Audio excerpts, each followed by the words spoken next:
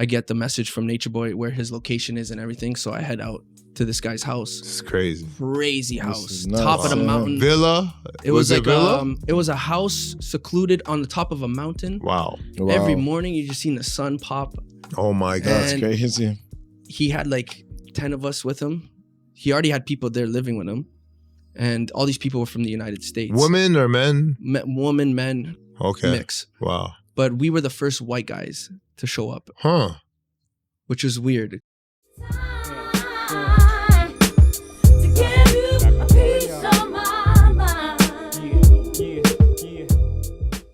Normal Bros, and we back at it again.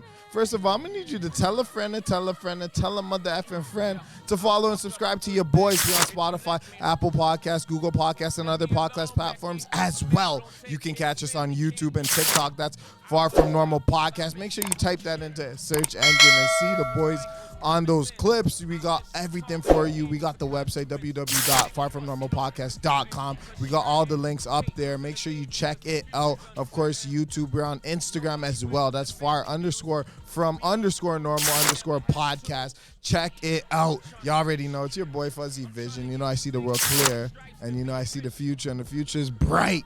You already know. Fuzzy Vision with 2 N's. If you have any likes, dislikes, rebuttals, or you want to be on the podcast, hit your boy up. Sonny, drop the handle, baby. You already know what it is. It's your boy Sonny Frames. You can catch me on the gram at Sonny, SONNY, Frames, double S at the end. Make sure when you do check out my Instagram page, check out my stories, because I usually post a lot of stuff that has to do with motivation, inspiration, chasing your dream, and execution. So let's not forget, any dream that you're trying to achieve, the only way that you'll ever achieve it is through execution and putting a plan to motion. So make sure that you don't just stay in the dream world, and make sure you make it a reality. You're not that guy, pal. Trust me. You're not that guy. And Fuzzy, let's get him.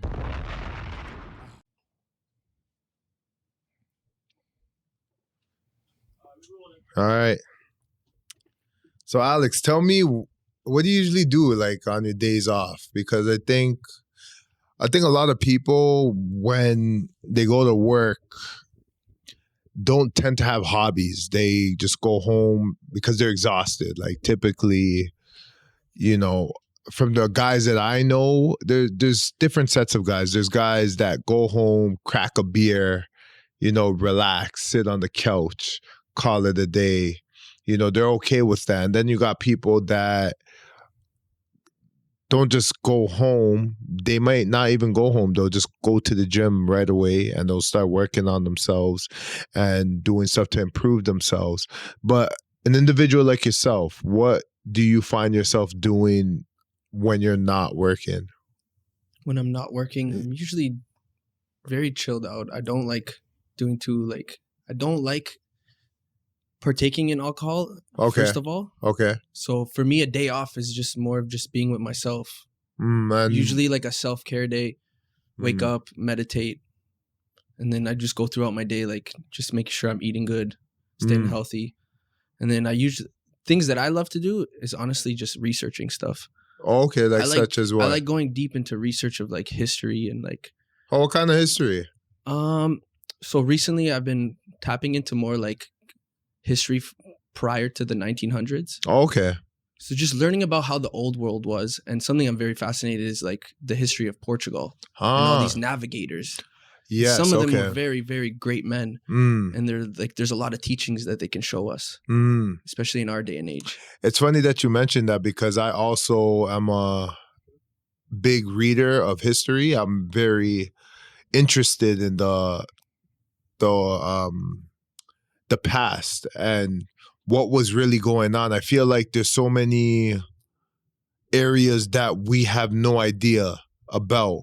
Like we just kind of go on with our day-to-day lives, and people don't care about history. Yeah. They don't see the importance or the relevancy in it. My brother is one of those individuals that that never really sees. Let's talk about it. So the beauty of that history.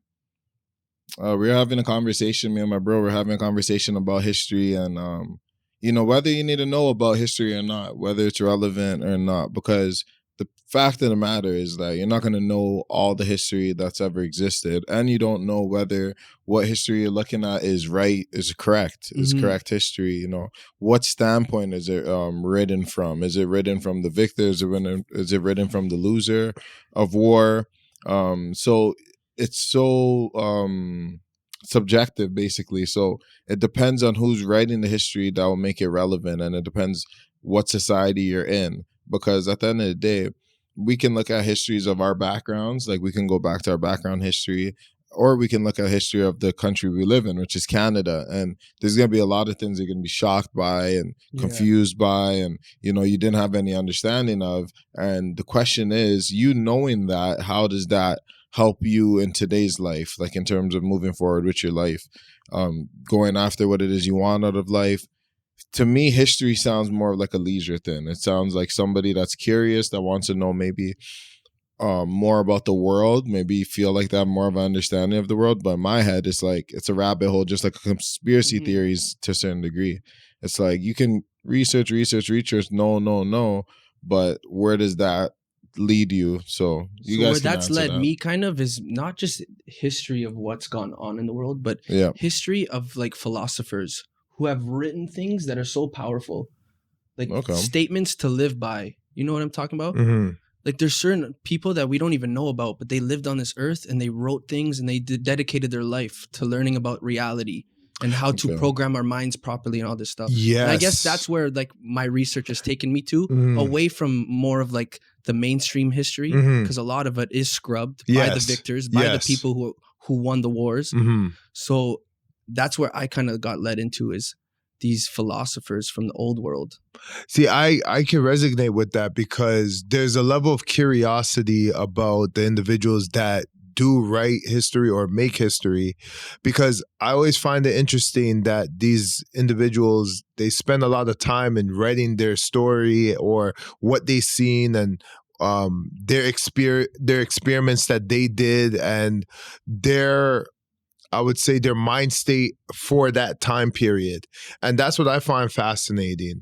And I don't think everybody really acknowledges that. I don't think they think about how much time it took for a person to write that book and to get their thoughts on paper, and like what kind of mind frame and what kind of state of mind that they would have been in at that time period to say that I'm writing this not for this time period, but for people that come after me, that is interested to see what was going on at this specific time period. And it may or may not help in their future, but there's a possibility that them knowing this information could be of help, right? And it's the same thing as, let's say, a doctor, for example, when they're studying medicine. They had to have studied medicine in the past to understand how to further develop medicine in the future. So I'm a big advocate for believing that history is important. Yes, there's going to be a history that you do read about that is going to be redundant and it's not going to really benefit your life. But I think as a whole, knowing more is better than you knowing less. Some say ignorance is bliss, but ignorance also could put you in a lot of danger as well.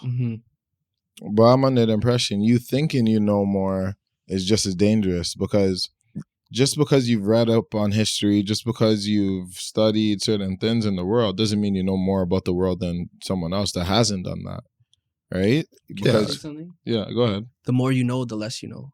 That's what Socrates said himself. Exactly. So that's what I'm saying. So even if you think, oh, well, this is making me more knowledgeable, like at the end of the day, there's an infinite amount of knowledge, right? So the point of what I'm trying to say is it's more of a leisure thing, because you going back into history is something you do on your spare time. It's not something you do as your main source of getting information, because you know it's irrelevant. You even know in your heart of hearts, it's irrelevant to the other important things you have going on with your life. You know, it's a very small, the relevancy of it compared to your health, your physical minds, your physical state, your mental state, psychological state. Historical facts and what you find on your spare time is a very small piece of the pie, but it could be important depending if you're relating it to something you're doing in life.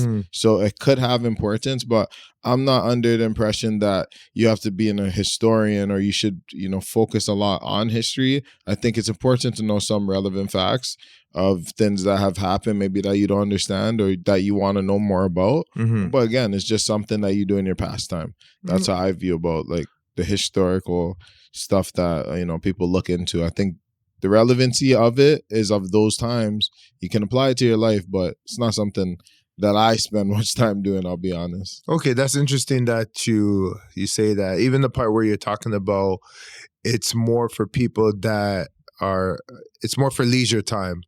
And that brings a point that I was thinking about. Relationships. Do you think that has to deal more with leisure time? That's why people get into relationships? Do you think that, because if you go to different countries, some people spend about 3 to 6 months and they're getting married, right? But what's the point of multiple dates and having different partners? What do you think the relevancy is in that? To me, does sound very like leisure time, and you're kind of just always looking for a way to spend your life with different multiple people instead of kind of learning just how to be with yourself and attracting the right people towards you. So, but how do you know when you're attracting the right person towards you? That's a very tricky question, but I usually like to let my intuition guide me. So you were talking about before off camera that you were in a relationship for 6 years. 6 years, yeah. So how did your intuition guide you to that individual? So for me to even get into that whole story, I think we should go into like what happened to me at 20 years old. Okay. Because why I got into my relationship early on, 6 years ago, was because I went through a massive trauma in my life. And I went to Costa Rica, my whole Costa Rica story. Okay. So I don't know how deep you want to go with that, but... Well, let's hear it. I mean... Basically, I fell down into these rabbit holes at the age of 18. Which a lot of kids at that age fall into. It was actually 2015, 2016 was actually a very crazy time to be on YouTube because so much stuff was being pumped out. And it was as if almost they wanted us to watch all this stuff about Hollywood and, satanic occults, all this shit. And it just mind fucked me so deep that I wanted to run away from society, from the city. I thought everything around me was evil because I grew up so innocent and like hidden from all that stuff. So I find myself searching and searching and searching, and then I come across this guy named Nature Boy. Listen to me very clearly. The ending of the cycle and the coming of the Christ.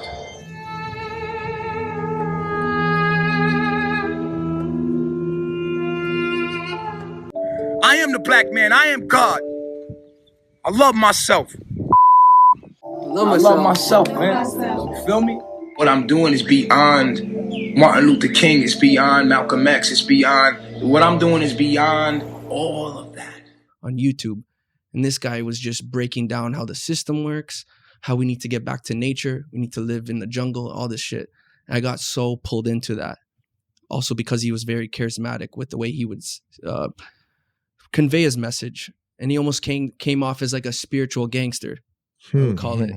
So what is it about charismatic people that draws other people in their orbit and makes them want to believe, want to join in, want to see where it goes? What is it about charismatic people that you think drawed you to Nature Boy? I think for me was just being very naive and not looking beyond just the charisma, but like, who is this person really? But do you really ever know a person?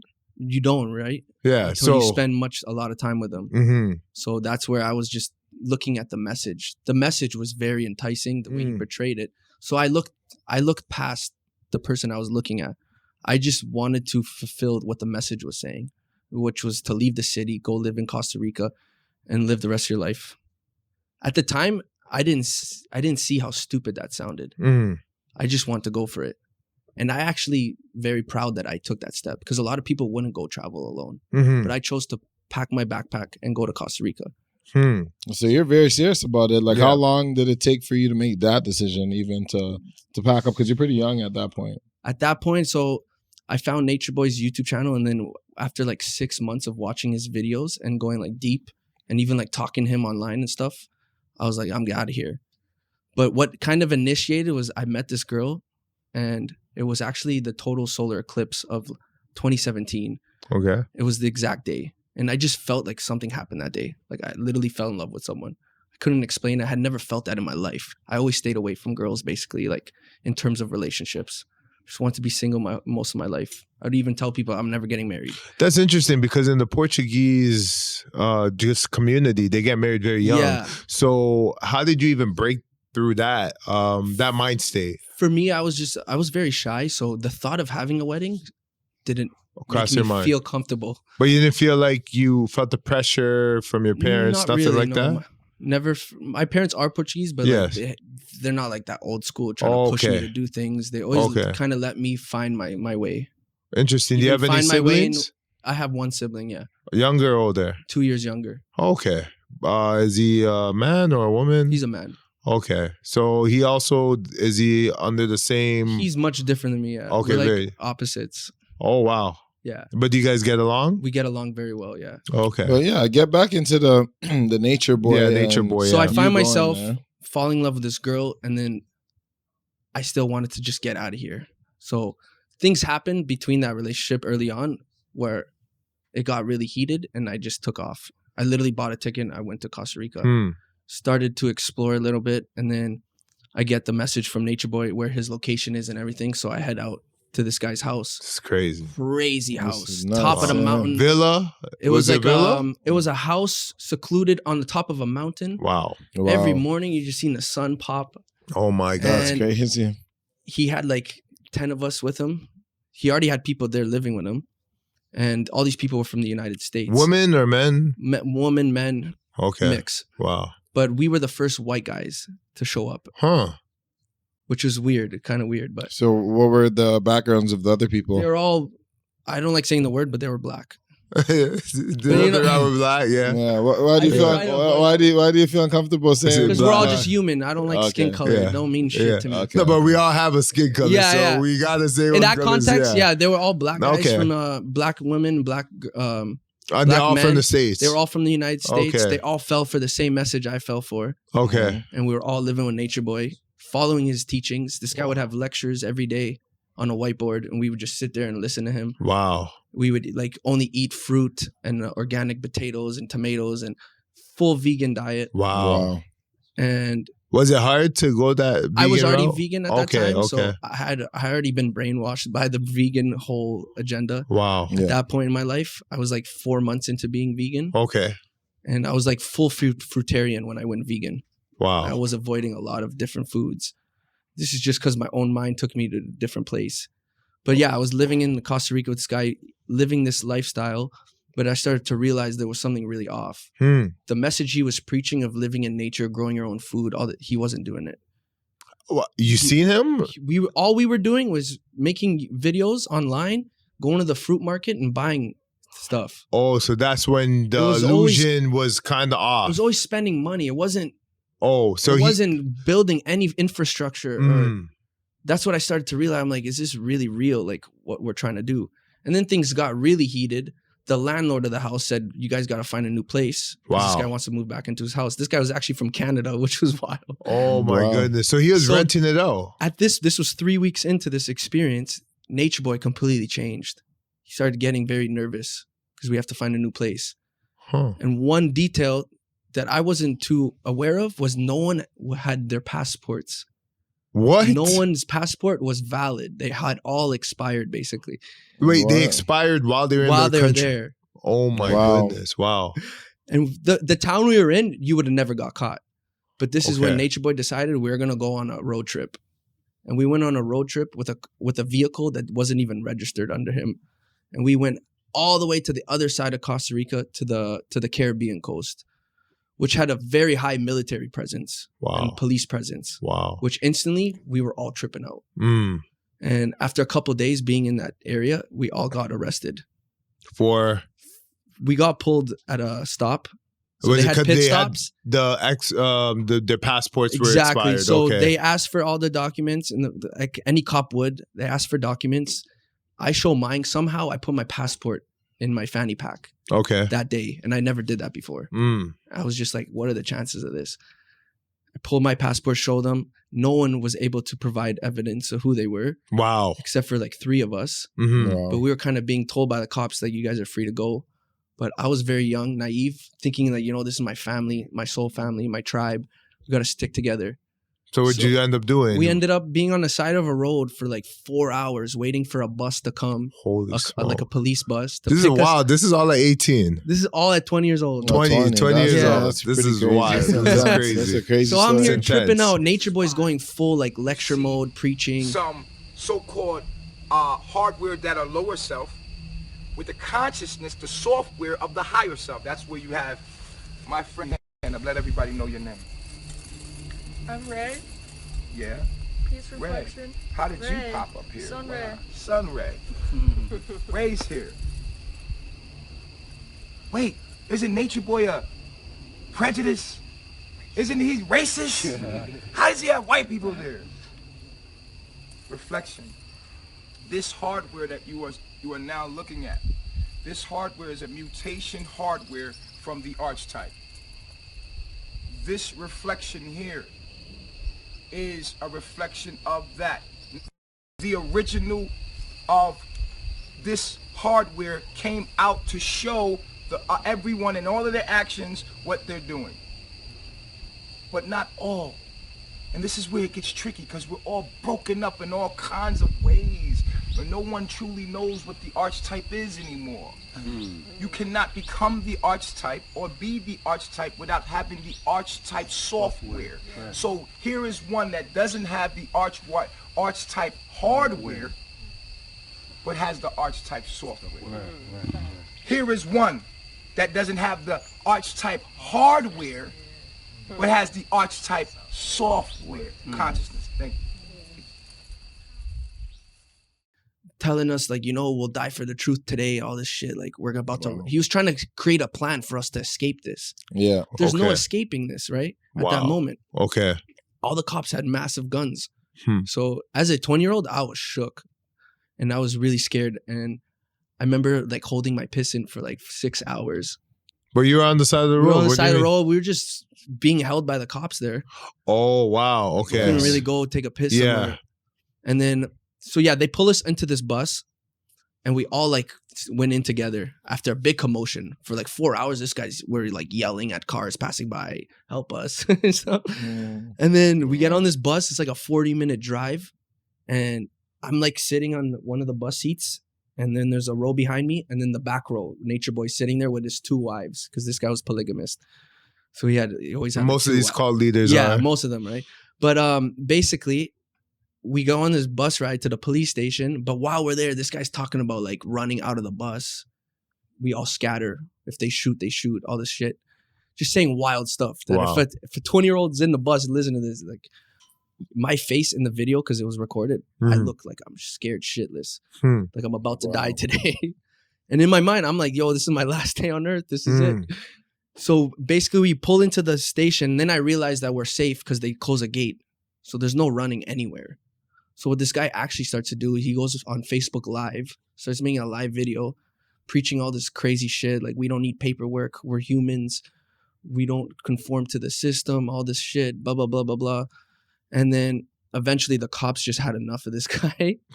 It's like 40 minutes into this video and it's on YouTube. Yeah. You can go find all this shit. Yeah. Wow. Which is wild because I can never escape this. This is why I choose to tell this story, because I was very ashamed of this for a while. Oh, really? Going through this trauma.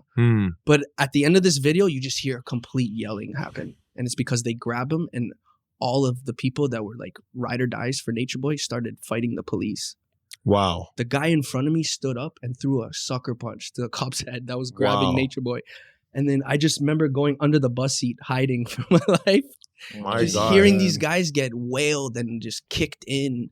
They got so beat up. I was shook. Wow. I remember getting off the bus and just seeing all these guys, just like their eyes were all red, bleeding. They got their dreadlocks ripped out their head. Wow. I was like stunned, like what just happened? After that, we spent a whole night in a holding cell all together. And I'm telling you, this holding cell had the stench of piss. So nasty. Yeah. Like the next day, my skin smelled like piss. Oh That's my how bad goodness. it was. Damn. It was horrible. So how did this lead you to? I'm about to get to that part. Is the next day after we got arrested, we're in a judicial building almost all day. And somehow I have my phone. So I'm messaging all my friends, my family, like, yo, I don't know what the fuck happened. I need to get out of this. But by the end of that day, it was like nighttime already. The cops pulled 3 of us into the room because we never fought back to the police. And they basically said that we're free to go because we had all the valid documents. So at that moment, I was allowed to leave. And I was just like, wow. And almost that night, like something snapped in my mind. And I was like, yo, I just got fucking tricked. I got pulled into this situation. And that's how I looked at it at that time. I don't look at it like this anymore. Okay. I actually take accountability. Okay. I chose to go there. Mm. I was searching for something. I was seeking something. So I can't blame anyone. Mm-hmm. At that time in my life, I would always put the blame game on things. Mm-hmm. I wasn't aware of the decisions I was making. But at this point, I found myself alone in Costa Rica. And obviously, I started talking to this girl again. Okay. We're like messaging, talking. She's like convincing me to come back, basically, Mhm. because people are scared. Like, Mhm. they think something bad is gonna happen to me. And even while this is happening, I'm in a hospital. This is my last day in Costa Rica.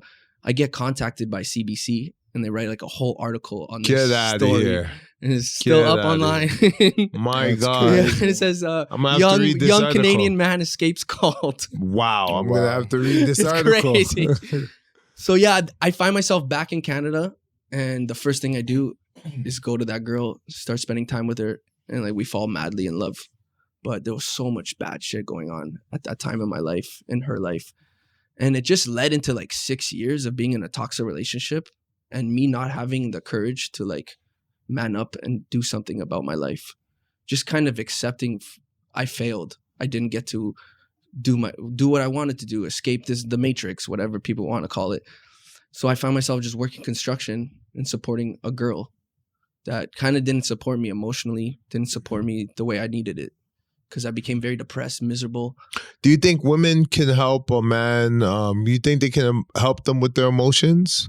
Or do you think men need to go to men's circles I think to be helped for like there is a emotional fine line. situation? Definitely a fine line, Mm. how much emotion you give to your girlfriend, your wife, because there's only so much they can handle. Yes. Because I mean, they Because have their our own pain emotions. is very Right? deep. Oh, As men, 100%. It's not. It's very deep, Yes. and it's not very Mhm. relatable to women because Mhm. they go through Yeah. all a different way of life. Mhm. So as men, where would we go then in order to get We like have to help find in order brothers to talk to Mm. people? and men that have gone through these journeys, that have found healing through whatever trauma, and they're able, like we were able to connect right now. Yes.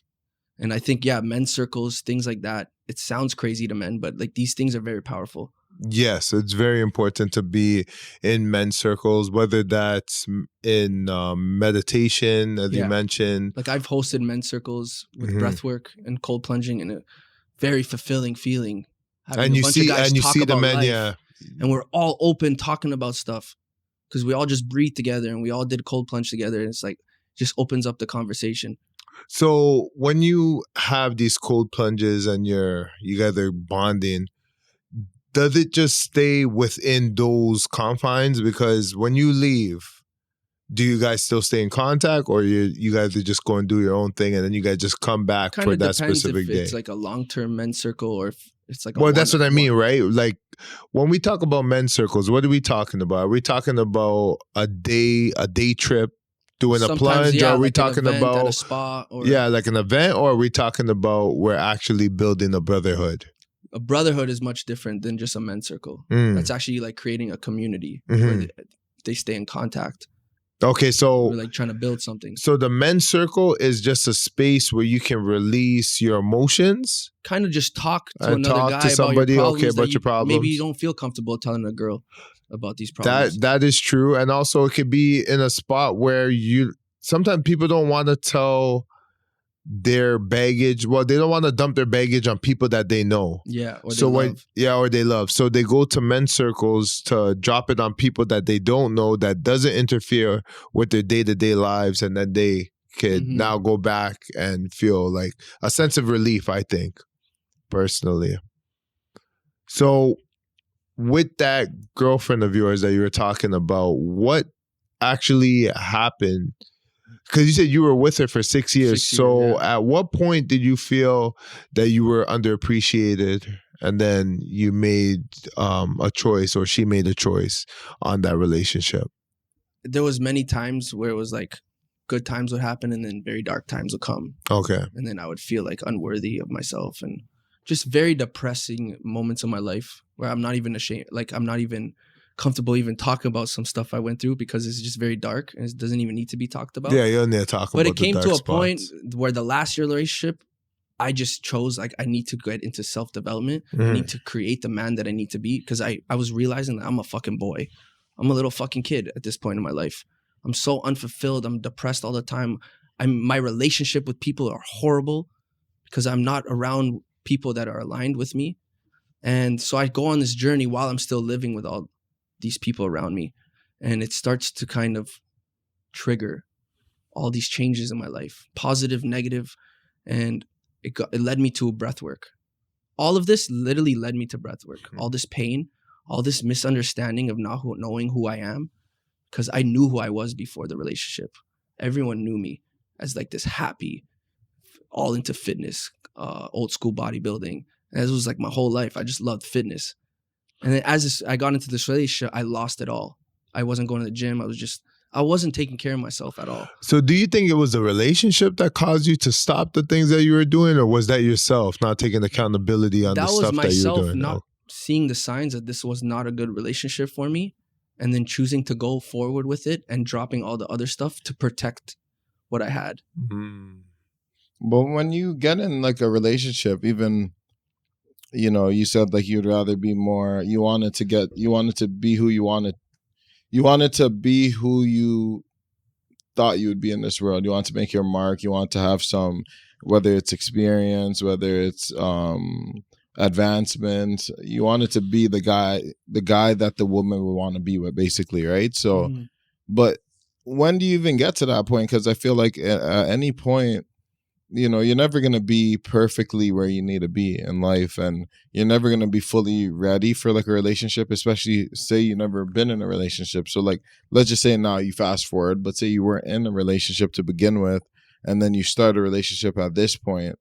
It's like you're still starting from scratch. You're still like a rookie, right? Like you still don't know necessarily what you want, what you don't want, what you appreciate, what you don't appreciate, what you tolerate, what you don't tolerate. So I think that's always going to be like a learning curve. I was talking about this with you too, Sonny, where we're talking about like, you know, when it comes to getting with a woman and the trust, because trust is always the biggest thing. Like, you know, can I trust this woman? Like, can I trust her if I marry her? Can I trust she's going to take care of my kids? Can I trust she's going to be with me?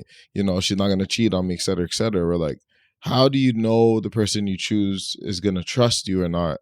Or whether you can trust them or not, right? And the fact of the matter is that you're always rolling the dice is what we figured out. We're like, well, you're never going to know, so there's no point in contemplating whether it's going to happen or not. It's always a possibility. And in any case, there's no guarantees. So I think even in your case, like either way you would have rolled the dice. It's just that you need to know who you are within a relationship and who you want to be within a relationship before you get into one, because I think that determines a lot of what happens within the relationship, how you start it, because how you come in is how it usually remains. So if you come in with a certain personality, maybe you're easygoing, you know, you'll drop things for her. If she wants you to go here, you'll drop things with your friends. If you're quick to do all those things, by the time you're in the relationship, it's going to be the same thing. And even though you're not accustomed to that, eventually you'll transform into that type of guy. Mm-hmm. So I think you just need to have like, you need to have experience too. Like what you went through is experience, and you know kind of what to avoid, right? Yeah. So luckily, I hope you learned from it. Would you say is a situation where like you feel more equipped to be in a relationship, or you're not even in my life right now? I think I'm still going through my healing journey, but I will never like close that door. Like if I meet someone nice that fits my vibe, like I'm not gonna close that door just because I just got out of a relationship. Okay. I still feel very comfortable in who I am because the last year I did the work to kind of push myself to doing the things that I love again. Mm-hmm. And it was almost as if the breakup was exactly what I needed to like just move up one level. That's interesting because you were with her for 6 years. So they usually say that if you're with a person for 6 years, you have to, I think, you got to be by yourself for at least around the same time that you're with the individual, because you lost 6 years of your life because you were with that individual. So now you have to reprogram yourself and get back to who you are. But you're saying after a year, you're already healed. But a lot of people... I'm not healed in the sense like, I don't want to close doors in my life. I'm not going to say, I'm not going to be in a relationship, or I'm not going to talk to a girl just because. You can talk to a girl. Yeah. But do you think a relationship would be the smartest move when you still have feelings for a girl that you spent half a decade? No, yeah, half a decade. I felt like I was a year prepared for the breakup. Like I had gut feelings that something was going to happen this year. And by the end of that, like 8 months into that year, I got into a car accident and cheated on me. All this shit happened. And it was like, I was almost as if I knew this was all going to happen deep down inside of me. But why don't we like make the move when we have that intuition? Because I noticed with men, we don't act on our intuition as much as women. Women are fast on their intuition, whether they're wrong or not, which they're going to be wrong a lot of the times, right? Yeah. But I noticed they act on their intuition. They got a trigger finger. Especially with the guy like they're dealing with. Yes. If they feel like, oh, why didn't he text me at this time? Or what's he up to? Let me check in. Like they will do those certain things because they know. They're like, I'm not going to wait for it to happen. Why do you think men don't heed to warnings? Like, why do you think that's like, why don't we heed to warning? Do we just want to believe the best out of the woman? I think that's what it is. I think that's I always thought you hit the nail on the head. Maybe it'll change. Yeah. And I just kept holding on to something. I think that you just hit it on the head right there. I think the thought of maybe things could be different and you're just waiting out the storm. You want to see how it plays out. Maybe I could be wrong. My intuition can be wrong. Those could be reasons why people tend to stay in situations, even though their intuition's telling them something different. They're trying to see if they can overcome that storm. Because at the same time, you built something with that individual. You know, you've invested time, you invested money, you've invested energy, right? So there's a lot that came into that relationship or in any relationship that a person's involved in. And they start to think to themselves, well, what was it all worth if I'm able to just throw it away just this easily? You know what I mean? It's kind of like that, I'm not going to give up. That's what it is. Yes, it's one of those. I really cared for this girl. Like, I didn't want to give up on her. But like the decision she made, I was like, as a man, I can't accept it. You can't accept it, yes. You know what I mean? But why do you think you can't accept it? Like some people argue like the situation was quite wild. Okay, maybe your situation's wild. It was wild. Like she ended up cheating on me with a guy that I knew that I chilled with. Okay. That would go into her house and it just made my mind go nuts. Yeah. Like I was having graphic images of now what was going on. Yeah. And in my mind, I can't, like it took so long to get rid of that. Yeah. Those dark thoughts like just consumed me at that point in my life. Of course. I mean, that's a big betrayal. It would consume anybody, for sure. We're talking about like betrayal and like how to deal with it, like as a man, because a lot of men have to deal with this, especially when it comes to cheating. We always talk about it on the other side of a man cheating on a woman and the woman having to deal with it. But look at it on the flip side. When a man gets cheated on with the woman that, you know, most likely is investing a lot of time, effort, money, and, you know, attention, a lot of resources are spent in that, because when a man takes a woman like seriously, typically that's a big deal. Like men don't, if they don't need to, they won't. Like they won't take a woman seriously if it's not necessary. If the woman doesn't, you know, necessarily want that, a man's fine with having maybe casual sex and stuff like that, or seeing where things go. They can play the long game and the slow game. But like I said, when men get cheated on and we think about, oh, how would you react if you got cheated on? People are probably always ask this in like men's circles and be like, how would you react if your girl stepped out on you? What would you react? And you hear some people say some crazy shit. Some people, threats, they do this and that, it get very serious. They like find the guy, they'll set them up, blah, blah, blah. So for the man in these type of situations, just because we're known to be more aggressive. Yeah. We're known to be more aggressive. Mm-hmm. What's like, how does a man supposed to react to that type of situation, especially when it comes to his girl? Is that just a conversation you have with your girl at that point? Is it something that you just leave, especially if you're in a long-term relationship? Is it something that's just unforgivable? Once you hear it, you're out of there? Do you have a conversation? Do you try and make things better? How is a man supposed to react to those type of situations? It was tough for me because I just felt like this disgusted feeling within me where I couldn't even look at this person the same anymore. So it was like I was forced to just move away.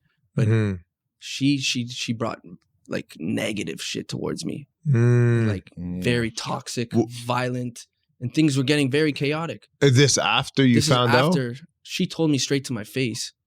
Well, what was she trying to do? Get a reaction out of you? What was that about? Yeah, it was like basically just reaction. And then we had a dog together. She was basically telling me I'm never going to see him again. So yeah, so about the dog now. So what's going on with the dog? This is a crazy story, but the man within me knew that that was my dog. I'm the caregiver of that dog. That girl does not have a job. She's not taking care of him the way I need my dog to be taken care of. So I came up with a plan to get my dog back, like any man would probably do.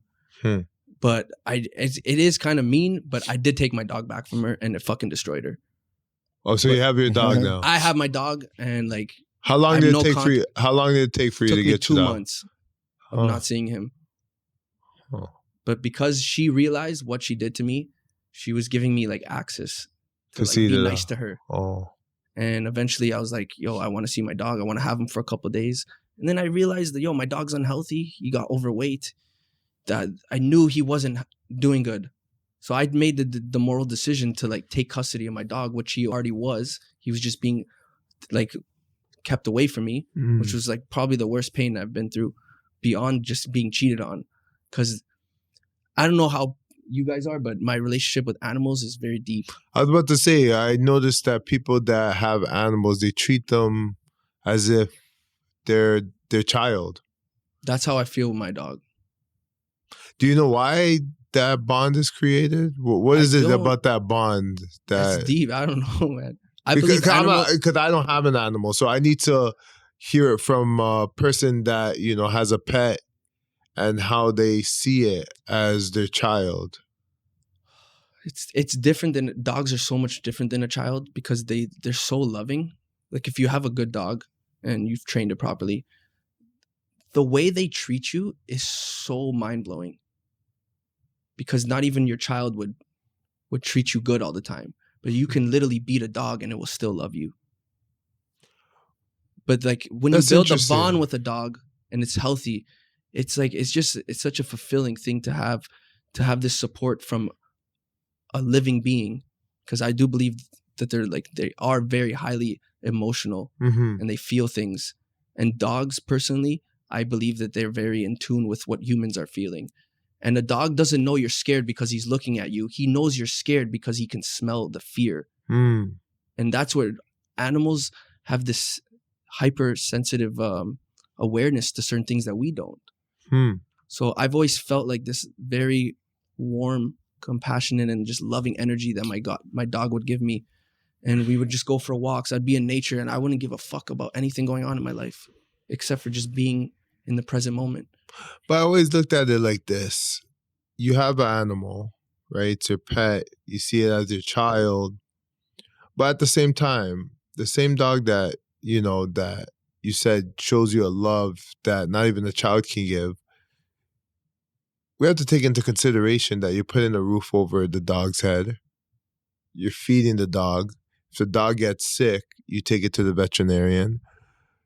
So do you think those factors and the dog knowing that you are the sole provider of that dog's existence because it's a domesticated dog, do you not think that because of that, that's why the dog behaves the way the dog behaves?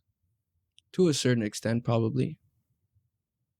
But it definitely depends on the individual and the way you look at reality and life. because I look through life in a spiritual lens most of the time. Okay. Why did God bring me this? Or why did the creator source provide this in my life? So I try to look for these deeper meanings to why these things are there. Yes, I am the caregiver and I have to do all these things, and that's why my dog loves me. But I believe that there's a fundamental beyond the physical of why things are in our life. That's very interesting. It's interesting, yeah. No, dogs are dope though, because the companionship they can offer for many people. I think that a lot of women nowadays are opting for dogs too, because it's like a little bit of a substitute for a kid, right? Yeah. At the end of the day, it is what it is. I know some this girls is what that like a lot that. of women are doing nowadays, because Girls love dogs. Yeah. That's all well, I say. they love dogs, but unfortunately, sometimes it's hard to have a dog and then have a kid, right? Yeah. Like those are always conflicting issues. So some people are opting for dogs nowadays because they're like, well, it's the same fulfillment I'm getting. Plus, I don't need to pay as much into them. They don't need college, and plus, they can't talk back to me. So it's always that. So yeah, so that's that aspect about dogs and stuff like that. But for you now, when it comes to say dating and seeing what's out there, is that a space where you're at right now, or you're just focused on what it is you're doing? I just trying to just vibe out with my life, see where things take me. I have been meeting people that like sometimes I'm just like, wow, like there's actually good things happening to me after I've been through all this stuff. And I have been meeting some cool people. But what's your mediums? Like, where do you meet people? How would you meet people? How would you put yourself out there if you wanted to meet people? Don't really know. I just kind of through my like communities. You just like, so you just go to like, so you'd like what? Go to gym, obviously work? we have the online platforms. Sometimes you meet a girl there. And Okay, yeah. So so you use the apps as well, like dating apps. I have, but I don't like them. Okay, why don't you like them? I'm very quick to delete it. Why do you feel that way? I'm not one to just like want to fuck a girl. Okay, I hear you. But do you think that is that all that can come from those apps? You think just to fuck a girl is like kind of, yeah. That's what usually people are on there for. Yeah, but do you think there's a percentage that there is a chance that that's not what happens, and you do meet someone, and some maybe you never know, right? But what I'm saying is that's another medium for you to meet people. Whether the girls don't want a relationship or do want a relationship, that's based on the individual, right? Not necessarily the app. Or do you think that the app is predicated on people having sex? Like, do you think the app's designed for quick and casual hookups, or do you think it's designed for any long-term? I definitely think it's designed for those reasons. So you think that, so these dating apps aren't realistic for them to maybe forge long-term relationships? Yeah. Okay. What's your thoughts on that? Not like indefinitely, but no, indefinitely. But you would say that's not where you would bet your money on if you're saying what's the best option in order to find someone long-term. You wouldn't say that's number one. You would probably, the best option is just getting to know someone, talking to them. Like, you can meet a girl online, but are you having the deeper intellectual talks? Or are you just trying to get in there?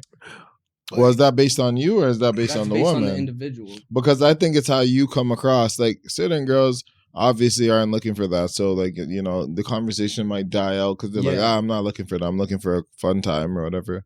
So I think it's based on the person, though, because you, the individual that's pursuing the woman, like, you're going to have to set that standard in what it is you say to the woman, right? Like, exactly. If you want the woman to have some type of intellect or some type of, deepness to them, you're going to have to fish for it. You're going to have to try and see what, where their mind goes. And I think a lot of times when you're on these apps, it's hard to, I guess, get to know somebody when you're plastered with pictures, and attractiveness is what's the driving force to why you're even.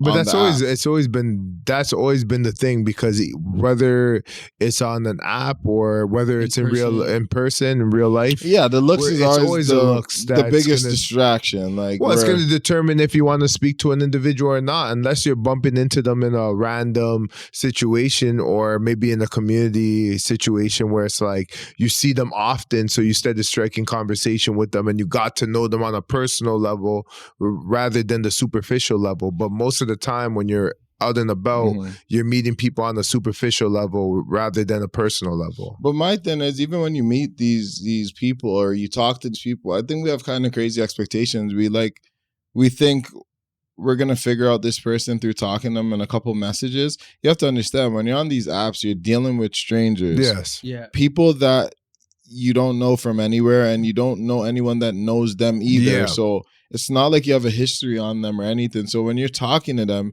you don't even know if they're embellishing the truth. You don't know anything. You're just hearing what they're saying. So for example, if a woman's talking to me, I can say, "Oh, I'm a neuroscientist or whatever." Like, how would you I can know? say, I'm a social media influencer. Like, I can say something. Well, maybe not that, because she can probably find that out. Yeah. But you get what I'm saying. Yeah. I can say I'm whatever I want to be in a certain to a certain degree, or I can say crazy stories, or say I own this and own that. I can lie to the, till my face is blue. And point of the matter is, like, you won't know the difference because you just don't know the person. I'm always under the impression that when you're dealing with strangers, you're going to have to spend a lot more time with that stranger in order to really know who they are. I think dating apps could work, but I think you have to spend just that much more time in getting to know the person, because you're really behind on what you know about them. You only know what they presented themselves to be. And usually that's positive things. That's why you swiped on them.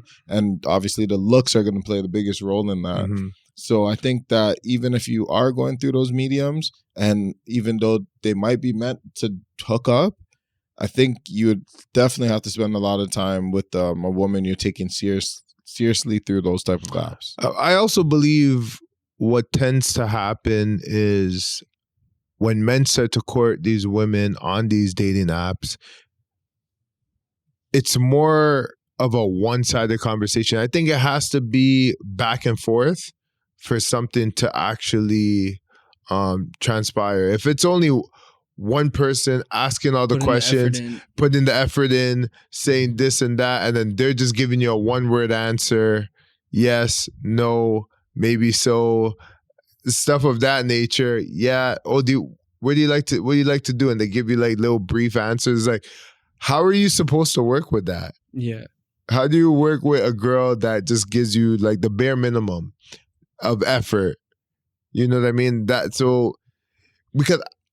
let me ask the question. What's your thoughts on just dating in general? Just the thought of meeting somebody you don't know and going on a date with them. What's your thoughts on that? Like, just you being one-on-one with the person you don't know and trying to see what the vibe is. Do you like that, or are you not a fan of dating? Like, no, I definitely enjoy meeting and talking to someone. Okay, so the whole dating thing is not a bad thing. Yeah. So you don't mind paying for the dinner, paying for the drinks at the bar? I'm a different guy, man. I might just tell you I'm gonna cook for you. Okay. I don't like conforming to the way people. So you do how you. I'm gonna be a different man. I'm gonna show you, like, I'm a genuine soul. I could cook for you. I could take care of you. I could do things that other men are trying to take you out. Like, I don't like that stuff. Okay. I'm not trying to waste my money. If you're worthy enough, of course we're gonna go out after that stuff. Yeah. I'd literally rather go on a date and go for a walk into a park and actually talk to someone. Okay, so I'm not gonna go take you on a dinner. I didn't even fucking meet you yet. Huh. And like, we're gonna sit there. Like, I'd rather go on a walk and do something. But in a society like Toronto, that's pretty superficial, and pretentious. Yeah. How do you get girls that I'm just gonna take you for a walk? Like, why don't we just go to a park? Let's go take a walk, or let's just go get a coffee. You see women that are like that. You run into women. I recently met a girl, like, in the but last couple that's weeks. like a common thing. It's not common at all. No. That's why when it happens, it's kind of like, oh shit. Especially for a guy like me, like, I'm into like a lot of spiritual topics. Yeah. So for me to be comfortable around a woman, I need to be able to talk about these things. So she was on the same boat, like you would say, okay, in terms of spirituality. And I found that really cool. I was like, wow, I can actually be myself. I don't have to fake myself, put on a crazy outfit and take her out. How did she look in the looks department? She was really cute. Okay. Because usually that suffers. That suffers sometimes, you know. Like, no, I was pretty shocked. I even told them, like, what are you doing on this? Okay. And then she said the same thing to me. And I was like, oh. We kind of been like, the last 2 weeks, we've been really vibing. Oh, interesting. That's lit. That's interesting. Because, so usually sometimes, when you're looking for one thing, it sometimes lacks in the other department. Obviously, the looks might lack. But you're willing to, what's the word I'm looking for? You're willing to put up with, the lack of, say, the looks you want or the lacks of attractiveness because they relate to you and they're like somebody that you're willing to compromise. Yeah, you're willing to compromise because you feel that their other traits are making up for their lack thereof. Personally, like me, I am very attracted to looks. Okay. So that might not be enough for me. Just such as all men. Well, yeah, good majority of men. Good majority of men. The looks she's cute and she's into talking about stuff. So that to me, that's very attractive. 100%. Because if I'm attracted to you and I'm also attracted to the way we talk, that's like a plus. Interesting, because it's funny that you said the whole like wholesome dates, like going on a walk, whatever, even like a coffee date, something simple, right? Like it's funny that that's frowned upon now because like I'll be honest, even for myself, like I've never done a walk in the park in God knows how long because I feel like the expectations out there are so much more higher, and it doesn't even matter sometimes of the quality of women. Like at the end of the day, it's like almost like a standard that's been set, and you don't need to follow any standard. You don't need to follow any standard that's set by society. At the end of the day, you don't need to take them out to a fancy restaurant. You don't need to dress to the T's, but you must know that you will be judged in some scenarios if you are asking a woman to go walk in the park or to take a coffee. So there comes with stigmas with that, right? Being cheap, not being thoughtful, certain things. So maybe the answer wouldn't be, oh, why aren't these girls wanting to go to walk in the park or these simple days? Maybe you have to be a little more creative if you're going to be simple, right? Because to be simple is just to, okay, you swipe, boom, hey, you want to walk in the park with me? Well, 1,000 guys could have said that. Yeah, like you know what I mean? Like you're not even, a person's gonna feel to themselves like, what kind of effort is that? So I think you just have to be like creative in what you do. I think it depends on where you meet the individual too. I think 100%. For example, let's say you were doing a run and you met this person while you were on your run. You could actually potentially do a date at that time period. You know what I mean? Say, oh yeah, let's go grab whatever, ice cream or whether it's something simple like a fruit drink, and then you're just walking. Oh, circumstances will make the biggest difference. Circumstances will definitely, sure. So if you're already in the scenario, you can literally do the date on that same day, and you're just walking down, let's say Lakeshore or something, right? You're just doing your run date.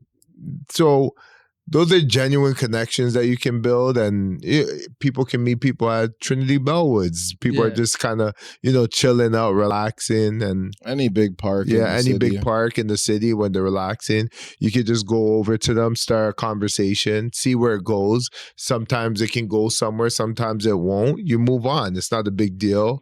You take your shot. If you miss, you miss. You keep trying. And then what's your thoughts on that too? Yeah, even like taking rejection. A shot. Rejection. Because now I feel like social media, even taking your shot, and dating apps are popular because you don't have to take your shots publicly. Yeah, you're privately taking shots. You're hitting up 1,000 girls privately, even if 999 of them say no.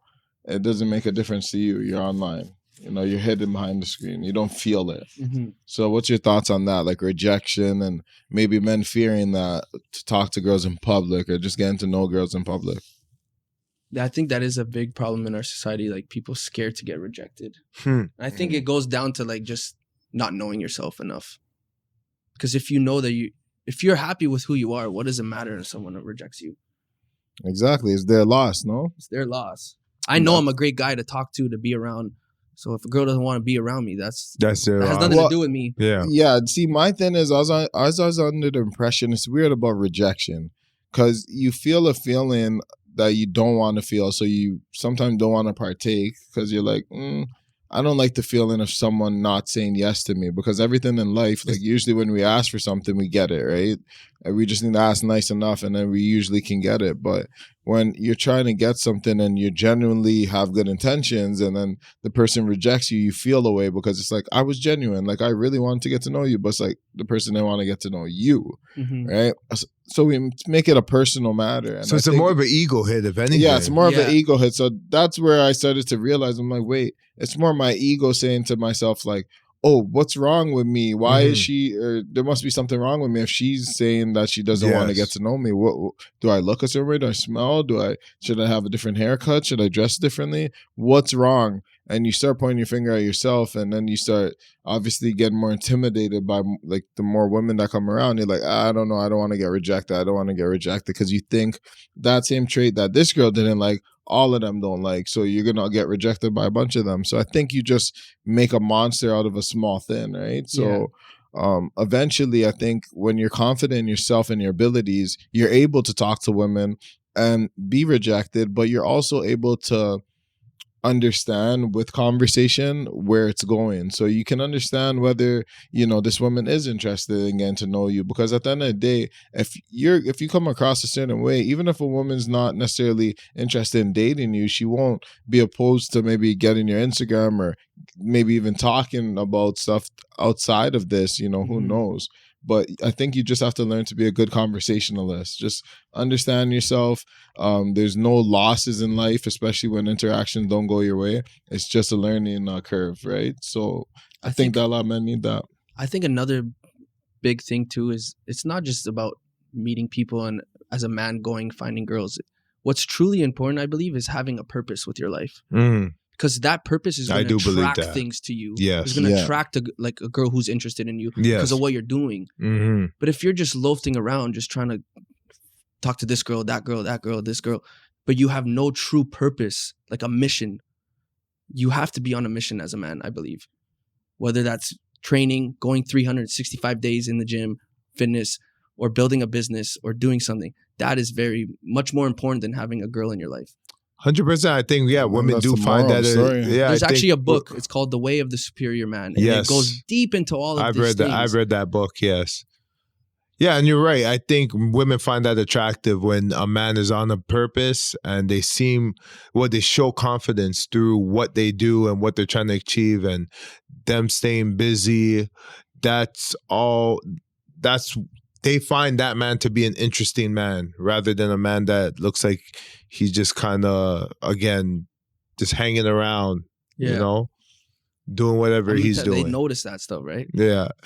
Yeah, moral of the story is get to it, fellas. Like, if you guys want to attract what it is you want out of this life, start building yourself, start attacking life with some purpose, and then you will attract most likely what you want to attract, It's just going to have to be determined by, how much work you're putting into yourself, how you're building yourself, and pretty much that's it. Yeah, in due time, there's going to be the right woman that's going to admire you, and they're going to find their way to get to you without you really having to do anything. You're just going to be in position of where they're going to find you, and then, you guys are going to strike up a conversation by whatever means, and it'll go from there. Yeah. But I think that's all we have on the podcast for today. Yes, sir. I would like to thank Alex for coming out here, and joining our podcast today. And this is Far From Normal Podcast, and we are out. Deuces. Peace. Yeah.